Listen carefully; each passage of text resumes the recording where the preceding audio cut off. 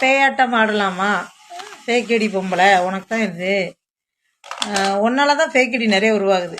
உனக்கு ஒரு வழி பண்ணிட்டோன்னு வையேன், ஆட்டோமேட்டிக்காக எல்லா ஃபேக் ஐடியும் ஓடிடும். சின்ன சின்ன ஃபேக் ஐடிலாம் ஓடிடும். நீ பெரிய ஃபேக் ஐடி, எனக்கு 16 ஃபேக் ஐடி போட்ட பொம்பளைல.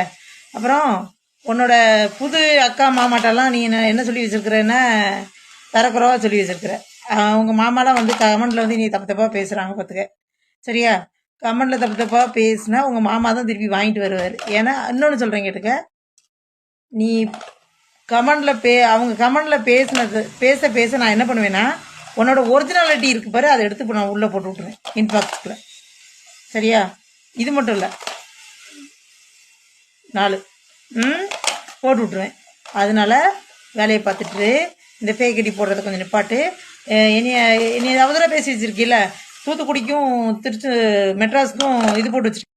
அப்புறம் அவதூறு பரப்புற பொம்பளை இப்படிலாம் அவதூறு பரப்பிட்டு இருக்கல. தூத்துக்குடிக்கும் எங்கே சென்னைக்கும் எனக்கு பிளேன் புக் பண்ணியிருக்கியா டெய்லி வந்துட்டு போகிறதுக்கு?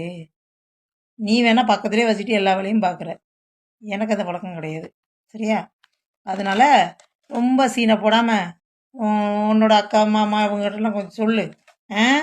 நான் நிறைய பொய் சொல்லுவேன், அப்படி தான் பித்தலாட்டம் பண்ணுவேன் அப்படின்னு.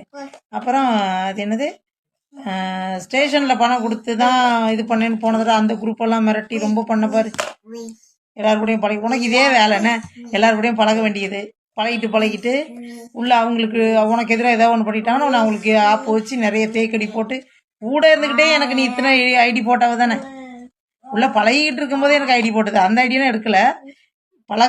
பழக்கத்தை நிறுத்தினதுக்கப்புறம் நீ போட்ட ஐடியை தான் எல்லாம் எடுத்து வச்சிருக்கேன்.